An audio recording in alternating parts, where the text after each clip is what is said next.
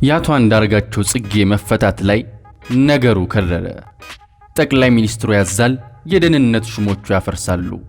የሕግ ክፍተት እንዳይኖር ተደርጎ አቶ አንዳርጋቸው ከስር ሲለቀቁ ነገሩ ወደ ዛቻ አደገ። ያኔ ይህን በትጥቅ በገንዘብ በሚዲያ ጭምር የተደራጀ ኃይል ማንሳት ያስፈልጋል ከሚል ውሳኔ ላይ ደረሰ መንግስት።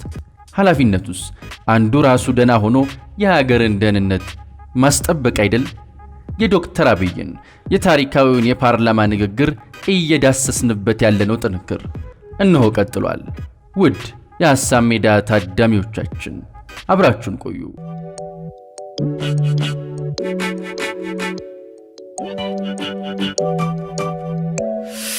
እናም በጥናት ላይ ተመስርቶ በመንግስት ውስጥ ያሉ መንግስታትን ማንሳትና ተቋማትን የማደራጀት ሥራ ተሰራ። የወቅቱ የመከላከያ ጠቅላይ ኤታማዦር ሹም ጀነራል ሳሞራ መፈንቅለ መንግስቱም እንዳካሄድ ለውጡንም በመደገፍ ትልቅ አስተዋጽኦ አደረጉ። በክብር በጡረታ ተሸኙ።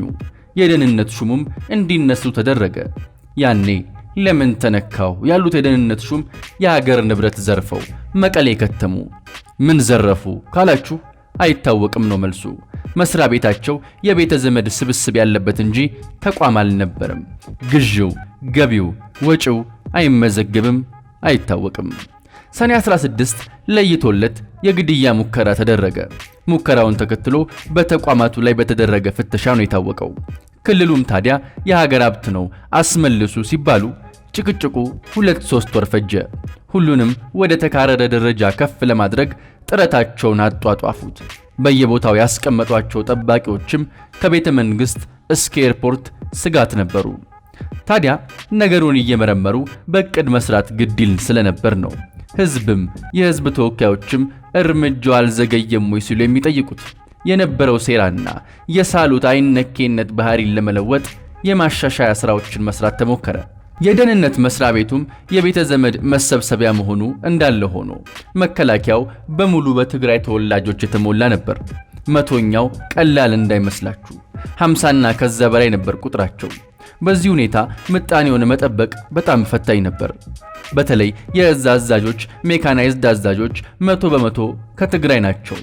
ሌላውን ለቁጥር ያስቀምጡታል እንጂ የሥራ ክፍፍል ውስጥ ማንንም አያሳትፉም። ይህ ግን በሕግም እንደተቀመጠው ሁሉም በኩል የራሱን የሚያዋጣበት ለሀገሩ የበኩሉን የሚያበረክትበት ኢትዮጵያን የሚመስል መከላከያን መገንባት የሚለውን አስተሳሰብ የሚያደፈርስ ነው። ትልቁና ዋናው ግን መከላከያው የተገነባበት ሰነድ ቀዩ መጽሐፍ ከሕገ መንግስቱ በተቃርኖ የቆመ ነው።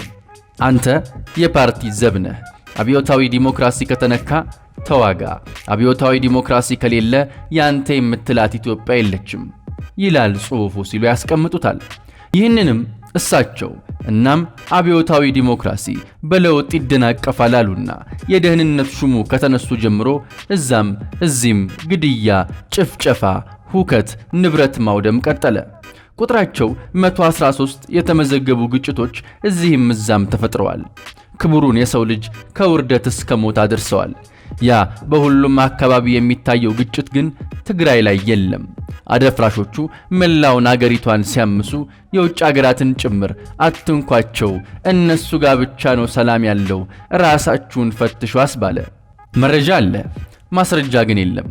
እነሱ በገንዘብ በመሳሪያ በሚዲያ አጋግለው ግጭት ያስነሳሉ። ሚዲያዎቻቸው ቀድሞ ይዘግቡታል።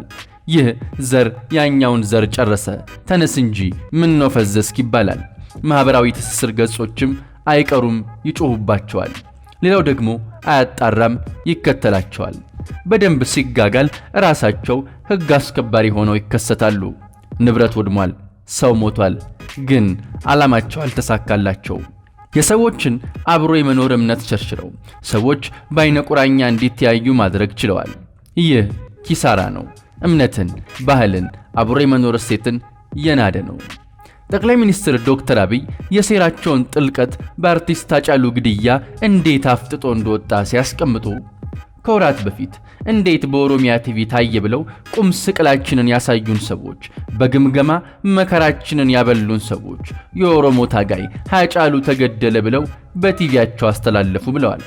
አስገራሚው ደግሞ ክልል ከክልል ሲጋጭ ከርሞ ሁሉም የትግራይ ድንበርተኞች ከሌሎች ጋር ይጋጩ እንጂ አንዳቸውም ከትግራይ ክልል ጋር አለመጋጨታቸው እንዲሁም በክልሉ ሌሎች ብሔሮችም ጥያቄም የላቸውም፣ ተረጋግተዋል፣ ጥያቄያቸውም ተመልሷል የሚል ጥያቄ በሚያጭር መልኩ ምንም ግጭት የለም። ሊያስተላልፉ የፈለጉት መልእክት እኛ በሰላም እየመራን ነው፣ መንግስት አልቻለም የሚል መልእክት ነበር። ስፖንሰር አድራጊዎቹ ግን እነሱ እንደነበሩ ህዝቡ በራሱ መንገድ ግጭቱ ላይ የተሳተፉትን ሁሉ ይዞ በጠየቀበት ወቅት የተሰጣቸው አበል እንደሚያስበጠብጣቸው የነገሯቸውን ካጋሩን አድምጠናል። ከአንዱ አካባቢ ወደ ሌላ አካባቢ በጭነት መኪና የተጓጓዙትም በማያውቁት ላይ ይጨክኑ የተባሉ መግቢያ መውጫውን እንኳን የሚያውቁ መሆናቸውን አይተን ታዝበናል። በብጥብጥ መልሰን ስልጣን ላይ ለመውጣትና የዘረፋና አፈና ስራቸውን ለማስቀጠል በሚያሳዝን መልኩ ሀገሩን በአንድ እግሩ አቆሙት። እኛ ስልጣን ላይ ካልቆየን ይደበላለቃል አሉ። በተግባርም እዚህም እዛም አጋጩ፣ አፈረሱ፣ አስገደሉ። ይህ ሁሉ ለመንግስት አንዱን ሳይፈታ ሌላ የቤት ሥራ መስጠትና ማስጨነቅ የሚል ስትራቴጂ ነበር። ስትራቴጂው ወደ ጎረቤት ሀገርም ዘልቆ ሱዳንን አሁን ነው መሬት የመውሰጃው ጊዜ ብለው ቀሰቀሱ። አይ ሕግ ያዋጣኛል ባይል ኖሮ ከጎረቤት ሱዳንም ጋር ልንጋጭ ነበር ማለት ነው። በሶማሊያም በደቡብ ሱዳንም የግጭት ነጋሪታቸውን በስፋት ጎሰሙ፣ አልሳካል እንጂ። ይህ ቢበቃ መልካም፣ ጠቅላዩ መገኛ ድረስ ታጣቂዎቻቸውን ላኩ። እሱም ከሸፈ።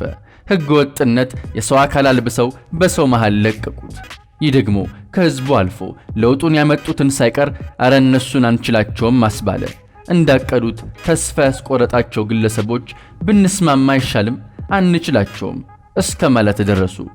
ግን ጫፍና ጫፍ ያለን ሐሳብ እንዴት ነው ማቀራረብና መስማማት የሚቻለው? እንዴትስ ነው ከሰይጣናዊ አስተሳሰብ ጋር መስማማት የሚቻለው? የትግራይ ክልል ጥቃት ሰይጣንንም መብለጣቸውንም አሳይቶናል። ካንጀታቸው ክፉ ናቸው። ግን ህዝቡም ተቃዋሚውም የብልጽግና አባላት ጭምር እነሱ ይሻሉናል አስባሏቸው። ለመንግስት እዚህም እዛም የቤት ሥራ ሆኑበት። ግን ስራዎቹ ደግሞ ለዘላቂ ለውጥ መሰራታቸውን ቀጥሎ ነበር። በመንግስት በኩል በተለይ በመከላከያ ውስጥ ያለውን የስልጣን ክፍፍል ለማስተካከል ተሰራ። ለጡረታ የደረሱትን በጡረታ እንዲቀነሱ ተደረገ። ታዲያ ሰላማዊውን ከራስም ከፈጣሪም ጋር መታረቂያውን ጊዜ ለሌላ ጥፋት ያውሉት ጀመር። ትግራይ ክልል መሽጎ ሌላ ጥፋት ይደግስ ጀመር። ያ ደግሞ ለመንግስት መካከለኛውን አመራር የማስተካከል ስራን ያዝ እንዲያደርግ አደረገው። የተቀነሰ ሁሉ እየተሰበሰበ ትልቅ ጥፋት እንዳያጠፋ መስመሩን መስበር ግድ ብሎ ነበር። ይህ ሁሉ ግን ጎታች ነበር። ምክክሩም ንግግሩም ካፍ ሲወጣ አፍራሹ ደጅ እየደረሰ አላሰራ ማለቱን አጠናክሮ አስቀጠለው። ይህ ደግሞ መፍትሄ ይፈልግ ነበርና መንግስት ሚስጥራዊ ስራዎችን ወደ መስራት እንዲሸጋገር አደረገ። ዶክተር አብይ ይህንን ጉዳይ ሲያብራሩ የሪፐብሊካን ጋርድን ማደራጀት አንዱ ነው ይላሉ። ሌላው ደግሞ የአየር ኃይልን የማደራጀት ሥራ ነበር። እነዚህን በቁሳቁስ ማደራጀትም ትኩረት አግኝቶ ነበር። ግን እነሱ እንዲደርሱበት አልተደረገም። የሚያዩትና ይፋ የሚያወጣው በጣም የተለያየ ነበር። እንደታሰበውም ምንም አቅም የለውም የሚል አስተሳሰብ በውስጣቸው ሰረጸ። ድሮኖቹን በተመለከተ እንደውም አልተደበቁም።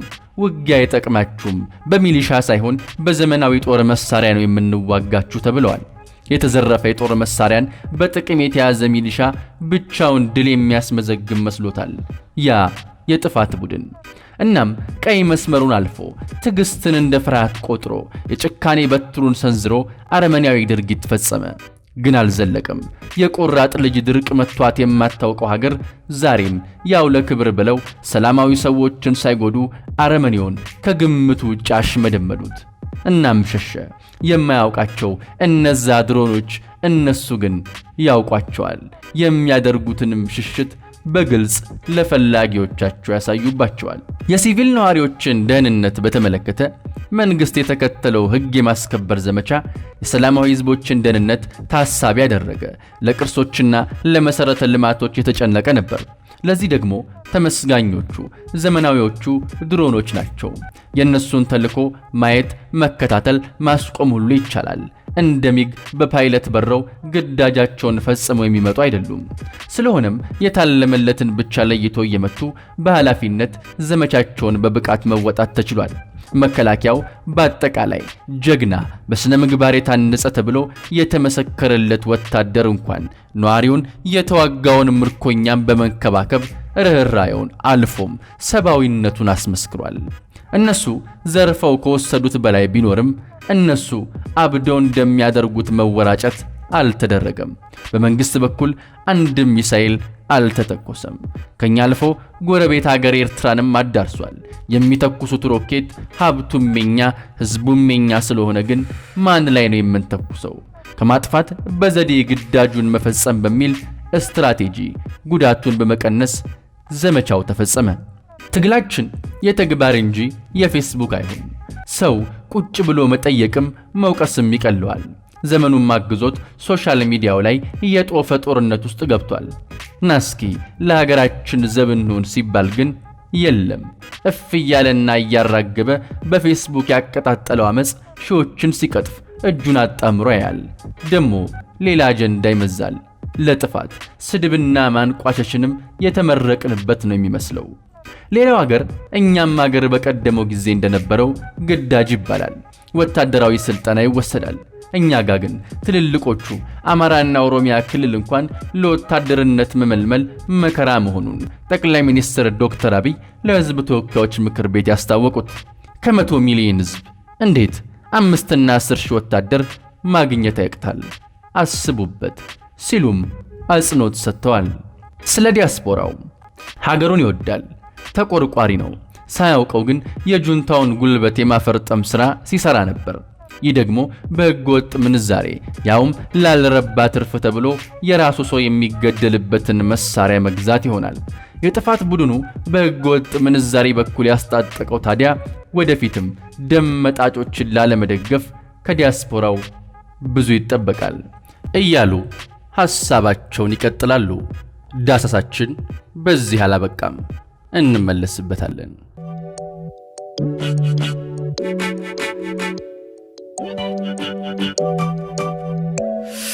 ውድ የሐሳብ ሜዳ ታዳሚዎቻችን ሐሳብ ሜዳችንን ሰብስክራይብ በማድረግ የደወል ምልክቷን በመጫን ለአዳዲስና ልዩ ልዩ መረጃዎች ከኛ ጋር ቤተሰብ ይሁኑ።